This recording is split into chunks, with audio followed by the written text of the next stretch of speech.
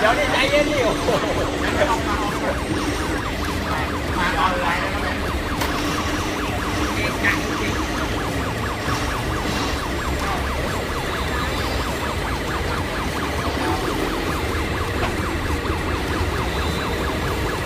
รับได้ไหมรับ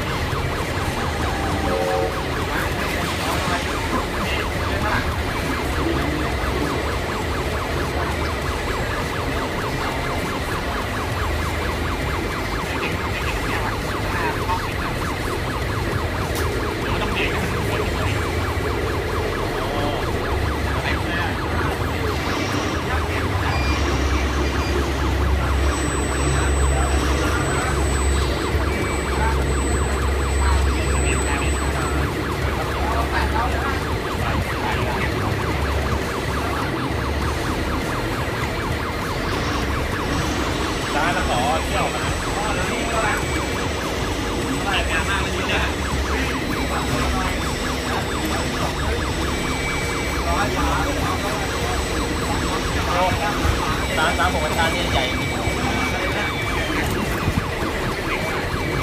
ไม่ว่าจากขนาดที่ว่าไปละ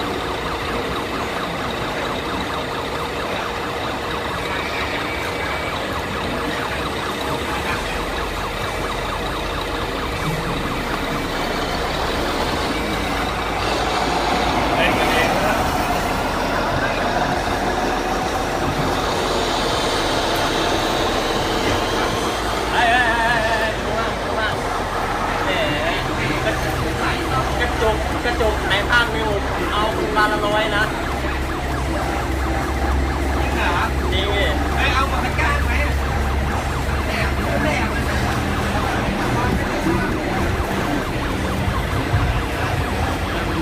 มีเอ็มใครจอดเกะกะเขาไม่ให้ที่จอดไหมเนี่ย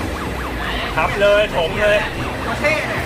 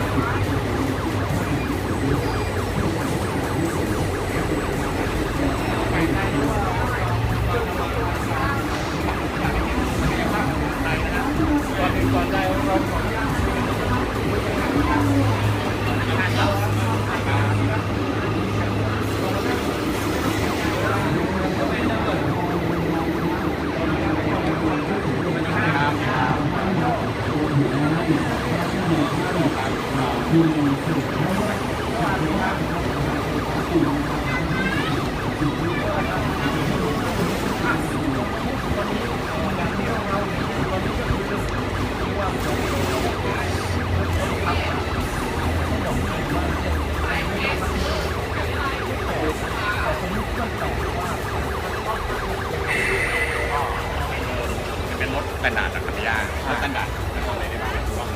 รอบ รถธรรมดาเป็นพวกรถหัวลากนะครับตอนนี้เรามีพัฒนาเป็นรถดำซึ่งเป็นสไตล์ไทยนะครับถึงสิกล้องให้ขาแบบเขาดิเอามันไม่ใช่อะไรขา ต้องบอกนิดนึงอย่างที่เห็นเมื่อกี้เนี่ย เนี่ยมันต้องเป็นขาแบบเขาอันนี้ขา จริงนะฮะใช่ป่ะครับใช่ครับเมื่อก่อนเราเป็นโซโลเมื่อก่อนเราก็จะมีเป็นมอเตอร์และมอเตอร์เกี่ยวไปเกี่ยวไปออกมาเลยมีทำจริงกันได้เหมือนของจริงที่จะว่ายอดมาเป็นเหล็กย่อลงน้ำหนักผมอยากจะบอกว่ามันมีสิ่งนึงที่เล้าใจมากเรื่องของการรับน้ำหนักอย่างที่เห็นเนี่ยถ้าเป็นรถปกติเนี่ยเฮ้ยไม่วิ่งนะเรื่องไฮดรอลิกก็ไม่ขึ้นด้วยนี่เล่นใส่ทรายตักใส่ทรายขุดตักเหมือนทำงานปกติเลยถ้าปกติกลุ่มนี้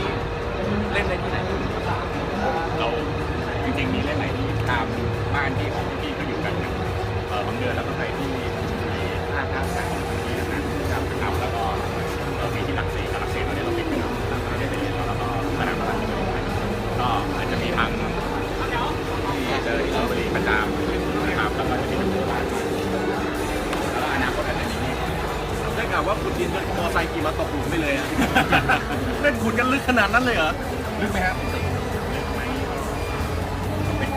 ค่อยๆเลียลงไปก็ได้นะครับ เพราะฉะนั้นสิ่งที่เราจะพาดูก่อนอื่นเดี๋ยวเราพาดูขออนุญาตพาชมนิดนึงช่วยพี่โจช่วยอธิบายเราไม่รู้ว่าแต่ว่าตรงนี้ก็ทำอะไรบ้างที่ดูก่อนที่จะดู